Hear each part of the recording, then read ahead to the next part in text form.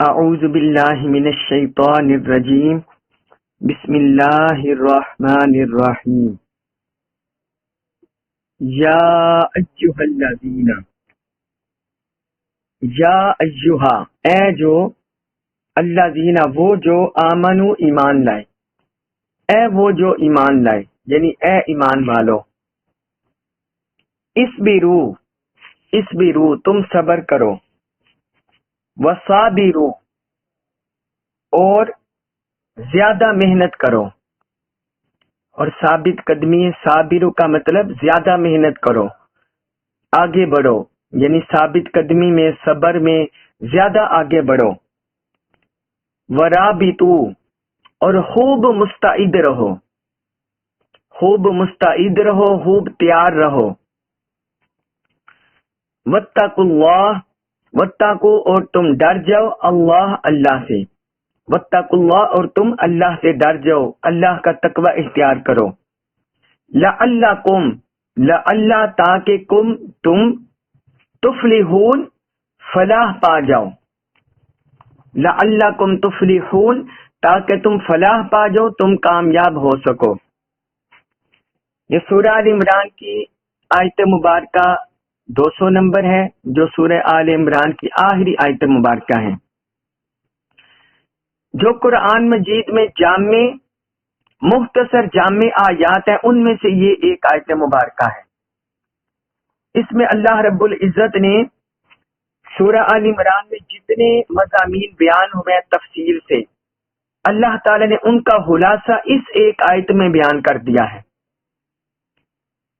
یہ ہمیں تب پتہ چلے گا پہلے ہم ان میں سے ہر ایک کا معنی پر غور کرتے ہیں، پھر ہمیں پتہ چلے گا کہ اللہ تعالی نے کیسے سورہ آل عمران کے سارے مضامین کو اس میں سمو دیا ہے، اور 4 چیزوں کا اس میں اللہ تعالی نے حکم دیا ہے اہل ایمان کی فلاح کے لیے، اہل ایمان کی کامیابی کے لیے 4 اخلاق حسنہ اپنانے کا حکم دیا ہے، اور 4 چیزوں کا حکم دیا ہے کہ اگر ان کو اپنا لو تو تم فلاح پا سکتے ہو، تم کامیاب ہو سکتے ہو۔ پہلا ہے اسبرو، یہ صبر سے ہے، صبر سے۔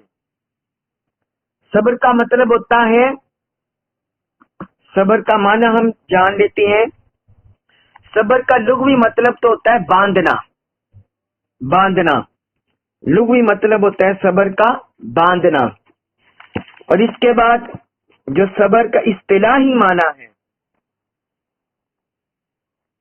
وہ ہے، اور اس کا لغوی معنی تنگی میں کسی چیز کو روکنا، یہ بھی اس کا لغوی معنی میں آتا ہے، یعنی روک لینا، باندھ لینا، روک لینا کسی چیز کو، اس معنی میں لغوی معنی میں آتا ہے۔ اور اصطلاحی طور پر صبر کا معنی ہے عقل اور شرع کے تقاضوں کے مطابق، عقلی طور پر اور شرعی طور پر کچھ اپنے نفس کو روک لینا،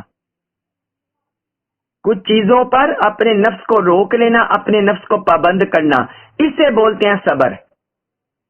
اب یہ کن کن جہتوں میں ہوتا ہے صبر، وہ جہتیں آپ لکھ لیں کون کون سے پہلو ہیں جہاں صبر کیا جاتا ہے۔ نمبر 1 اللہ کی اطاعت میں صبر کرنا، اللہ کے احکام میں اس کی اطاعت میں صبر کرنا۔ نمبر 2 اللہ تعالیٰ کی نافرمانیوں سے اپنے آپ کو روکے رکھنا، اللہ کی نافرمانی اس کے خلاف اس سے اپنے آپ کو روکنا، یہ دوسری قسم۔ تیسری مصیبت تکلیف میں صبر کرنا، مصیبت اور تکلیف آئے تو انسان اپنے نفس پر کنٹرول کرے، ضبط کرے، اسے بولتے ہیں صبر کرنا۔ یہ 3 جہتیں ہیں صبر کی۔ تو اللہ رب العزت نے فرمایا کہ ایمان والوں کا پہلا شیوہ یہ ہے کہ وہ صبر کرتے ہیں۔ تو سورہ آل عمران میں ہم نے پڑھا کہ صحابہ کرام پر کیسے کیسے آفتیں مصیبتیں آئیں، غزوہ احد کی شکل میں بڑا تفصیلی بیان ہوا کہ وہاں صحابہ کرام زخمی بھی ہوئے، شہید بھی ہوئے، اور طرح طرح کے انہیں نقصان اٹھانا پڑا۔ تو اللہ پاک نے اس آیت مبارکہ میں پہلی مسلمانوں کو تلقین کیا صبر کریں. احادیث مبارکہ میں بھی اس کی تلقین ملتی ہے. مصیبت کے بارے میں صبر کرنے کے بارے میں آتا ہے، حضرت انس بن مالک رضی اللہ عنہ سے مروی حدیث ہے کہ حضور صلی اللہ علیہ وسلم ایک عورت کے پاس سے گزرے. ایک عورت کے پاس سے گزرے، وہ قبر پر بیٹھی ہوئی تھی اور وہ رو رہی تھی، جزا فضا کر رہی تھی، یعنی جس طرح بابیلا نہیں کرتے اس طرح وہ کر رہی تھی. تو آپ صلی اللہ علیہ وسلم نے اس سے فرمایا اللہ سے ڈرو اور صبر کرو، اللہ سے ڈرو اور صبر کرو. اس نے کہا ایک طرف ہٹو، تم کو میری طرح مصیبت نہیں پہنچی. اس نے حضور کا چہرہ انور نہیں تھا دیکھا اپنا سر اٹھا کر، تو اس نے سمجھا پتہ نہیں کوئی اجنبی شخص ہے، تو کہنے لگی کہ میرے پاس سے ہٹ جاؤ، تمہارے پاس میری طرح مصیبت نہیں آئی. تو آپ صلی اللہ علیہ وسلم وہاں سے گزر آئے. بعد میں لوگوں نے اسے بتایا کہ آپ صلی اللہ علیہ وسلم نے تمہیں یہ بولا تھا. تو پھر وہ حضور کی بارگاہ میں حاضر ہوئی ندامت سے. تو آپ صلی اللہ علیہ وسلم نے اس موقع پر فرمایا جب پہلی بار صدمہ پہنچے، جب انسان کا صدمے کا تکلیف سے سامنا ہو، تو اس وقت صبر کرنا حقیقی صبر ہے. فرمایا اسی وقت صبر ہوتا ہے، اسی وقت صبر ہوتا ہے. یہ صحیح البخاری میں حدیث ہے، حدیث نمبر 1283 1283. تو اس طرح آقا علیہ الصلوۃ والسلام، اور ہم بعض اوقات پڑھ رہے ہیں کہ حضور صلی اللہ علیہ وسلم پر بھی بعض دشمنان اسلام آپ کو ایذا پہنچاتے تھے، تکلیف پہنچاتے تھے، لیکن آپ صلی اللہ علیہ وسلم صبر کرتے تھے ان کی ایذا تکلیف پر. اور پھر دوسرا لفظ ہے اس میں وصابروا، پہلا حکم دیا صبر کرو، اور دوسرا لفظ ہے وصابروا، یہ ہے مسابرت سے مسابرت کرو. اور اس کا معنی ہے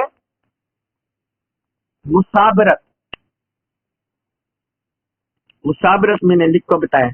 مسابرت اس کا معنی ہے کہ جو عام صبر ہے اس سے یہ زیادہ کیفیت ہو، یعنی جو عام حالات میں انسان صبر کرتا ہے، مسابرت میں اس صبر سے بڑھ کر صبر کی کیفیت پائی جاتی ہے.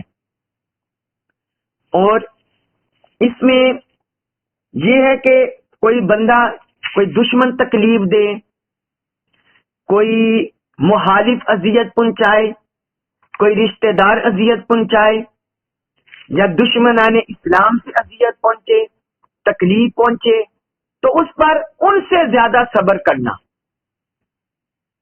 یعنی ان سے زیادہ، اپنے دشمنوں سے زیادہ، دشمنان اسلام ہو یا کوئی جانی دشمن ہو، کوئی مالی دشمن ہو، تو صبر کی کیفیت کو پہلے سے بڑھ کر اظہار کرنا، اسے بولتے ہیں مسابرت، اسے بولتے ہیں مسابرت. جس طرح آقا علیہ الصلوۃ والسلام کی سیرت طیبہ سے ہمیں بار بار یہی ملتا ہے سبق کہ حضور صلی اللہ علیہ وسلم طائف کے موقع پر، آپ سب کو پتا ہوگا کہ طائف کے موقع پر جب آپ صلی اللہ علیہ وسلم تبلیغ کے لیے گئے تو وہاں کے اوباش سرداروں نے اور اوباش لڑکوں نے معاذ اللہ آپ صلی اللہ علیہ وسلم پر پتھر برسائے، اور آپ کا جسم مبارک جسم اطہر لہو لہان ہو گیا. اس وقت پہاڑوں کا فرشتہ آپ کی خدمت میں حاضر ہو گیا، یا رسول اللہ مجھے حکم دے میں ان دو پہاڑوں کے درمیان اس بستی کو پیس دوں. تو حضور نے فرمایا، حضور نے اس موقع پر دعا کی اللہم اغفر لقومی فانہم لا یعلمون، فرمایا یا اللہ میری قوم کو بخش دے، یہ حقیقت نہیں جانتے. تو اس وقت بھی آقا صلی اللہ علیہ وسلم نے ہائی ایس صبر کا مظاہرہ اظہار کیا اور اسوہ اپنا دکھایا. اور پھر حضرت اسامہ بن زید رضی اللہ عنہ سے مروی حدیث ہے، وہ کہتے ہیں کہ رسول اللہ صلی اللہ علیہ وسلم اور آپ کے صحابہ کرام مشرکین کو معاف کر دیتے تھے، مشرکین مکہ کو، مشرکین کو معاف کر دیتے تھے، اور ان کی تکلیفوں پر، اذیتوں پر صبر کرتے تھے، صبر کرتے تھے۔ یہ صحیح البخاری میں حدیث ہے، حدیث نمبر 6207، اور صحیح مسلم میں بھی ہے، حدیث نمبر 1798، 17998۔ تو اس طرح صبر کی ہمیں تلقین ملی ہے۔ پھر تیسرا حکم ہے جو مومنوں کی فلاح کے لیے اللہ پاک نے بیان فرمایا، ورابطو، ورابطو، اور خوب مستعد رہو جہاد کے لیے، اللہ کے دین کی جد و جہد کے لیے، اقامت کے لیے خوب مستعد رہو، خوب تیار رہو۔ یہ تیسرا لفظ ہے مرابطت۔ یہ کیا ہے؟ مرابطت، مرابطت۔ اس کا ہمیں حکم دیا کہ ورابطو، خوب مستعد رہو، تیار رہو۔ اب یہ دو طرح کا ہوتا ہے، دو طرح سے۔ ایک تو یہ کہ اپنی سرحدوں کی حفاظت کرنا، مرابطت دو طرح سے ہے۔ ایک تو اپنی سرحدوں کی حفاظت کرنا، جغرافیائی سرحدوں کی حفاظت کرنا، اور دوسرا ہے اپنے نفس کی حفاظت کرنا، اپنے نفس کی نگہبانی کرنا، اپنے نفس کی نگہبانی کرنا اور نفس کی حفاظت کرنا۔ جو پہلا ہے وہ ہے، پہلا جو ہے نفس کی، پہلا جو ہے سرحدوں کی حفاظت کرنا، یعنی جغرافیائی سرحدوں کی حفاظت کرنا۔ جس طرح پاکستان اسلامی ملک ہے تو ہماری جو آرمی ہے وہ ہماری سرحدوں کی حفاظت کر رہی ہے۔ تو اللہ پاک نے فرمایا کہ تم مستعد رہو دشمنوں کے خلاف، جہاد کے لیے مستعد رہو، تیار رہو، اپنی سرحدوں پر چوکس رہو۔ احادیث مبارکہ میں بھی اس کے بارے میں ارشاد ہوا ہے۔ حضرت سہل بن سعد رضی اللہ عنہ بیان کرتے ہیں کہ رسول اللہ صلی اللہ علیہ وسلم نے فرمایا، اللہ کی راہ میں ایک دن سرحد کی حفاظت کرنا دنیا و ما فیہا سے بہتر ہے۔ یعنی کوئی بندہ اللہ کی راہ میں نکل جائے اور اسلامی سرحد کی حفاظت کرے، دفاع کرے، فرمایا وہ دنیا و ما فیہا، دنیا اور جو کچھ جس میں ہے اس سے بہتر ہے۔ یہ صحیح البخاری میں حدیث ہے، حدیث نمبر 2892۔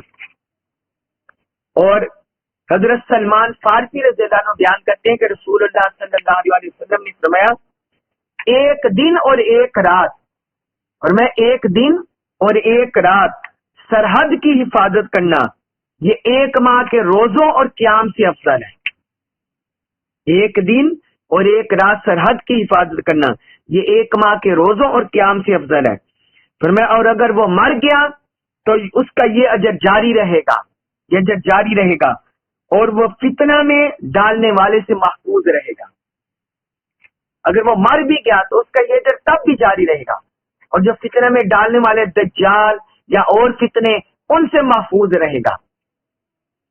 یہ صحیح مسلم میں حدیث ہے، صحیح مسلم میں حدیث نمبر 1913، اور بھی کتب حدیث میں ہے، میں ایک حدیث کا حوالہ آپ کو دے دیا۔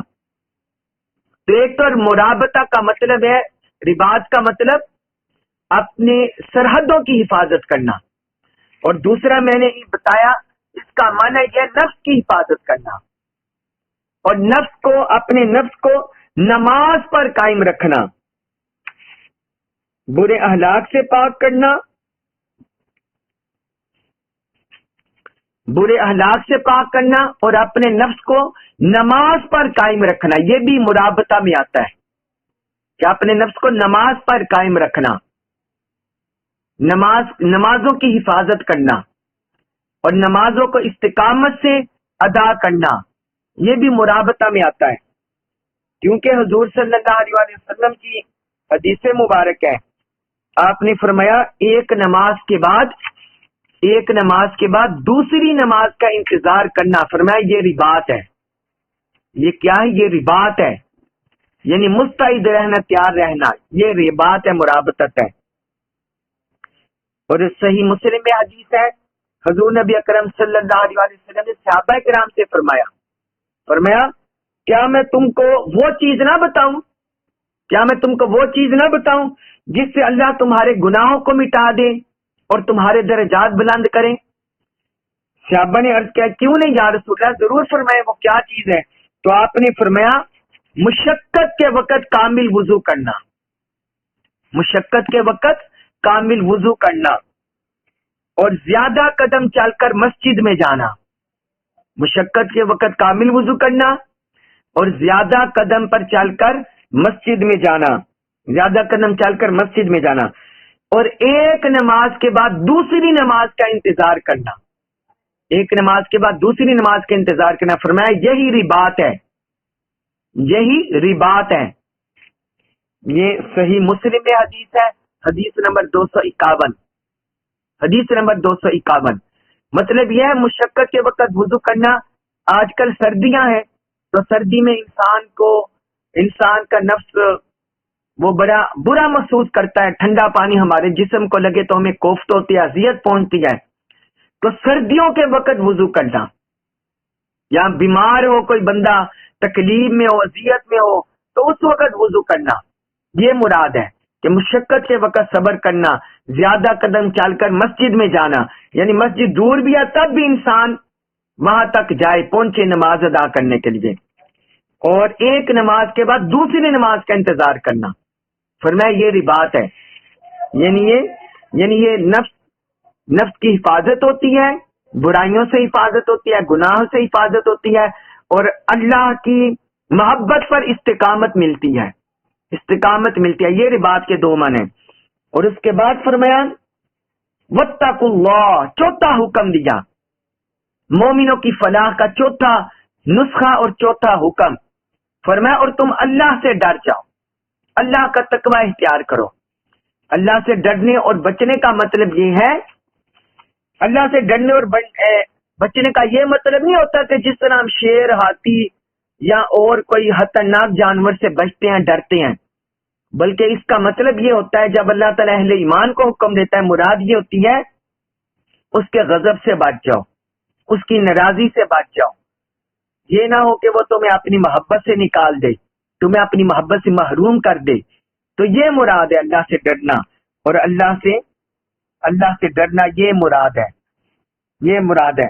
تو فرمایا کہ وہ تمہارا رب ہے، تمہارا محبوب ہے، تم اس کے آگے جھکتے ہو، عبادت کرتے ہو، تو لہذا اس کے ساتھ یہی محبت کا تعلق قائم رکھو کہ کہیں وہ ناراض نہ ہو جائے، اور گناہوں سے بچتے رہو، اس کی ناراضی کے کاموں سے بچتے رہو، نافرمانی کے کاموں سے بچتے رہو۔ واتقوا اللہ کا مطلب یہ ہے اور تم اللہ کا تقوی اختیار کرو، اور تم اللہ کا تقوی اختیار کرو۔ اور پھر آگے فرمایا لعلکم تفلحون، تاکہ تم فلاح پا جاؤ، تاکہ تم فلاح پا جاؤ۔ اللہ پاک نے فرمایا کہ یہ چاروں حکم تمہیں اس لیے دیے جا رہی ہیں کہ تم ان پر عمل کر کے فلاح پا جاؤ اور کامیاب ہو جاؤ۔ اس میں اہل ایمان کی ان اخلاق میں اور ان خوبیوں میں، ان صفات میں اہل ایمان کی کامیابی ہے، اہل ایمان کی فلاح ہے۔ اللہ تبارک و تعالی ہمیں قرآن مجید کا کما کو فہم نصیب فرمائے اور ہمیں اس پر عمل پیرا ہونے کی توفیق عطا فرمائے۔ اور جو کچھ ہم نے پوری سورہ آل عمران میں پڑھا، اللہ تبارک و تعالی ہمیں کما حق کو اسے یاد رکھنے، ذہن نشین کرنے، یہ سبق دہرانے اور اپنی زندگیوں کو اس کے مطابق ڈالنے اور اس پر عمل پیرا ہونے کی توفیق عطا فرمائے۔ وما علیہ الا البلاغ المبین۔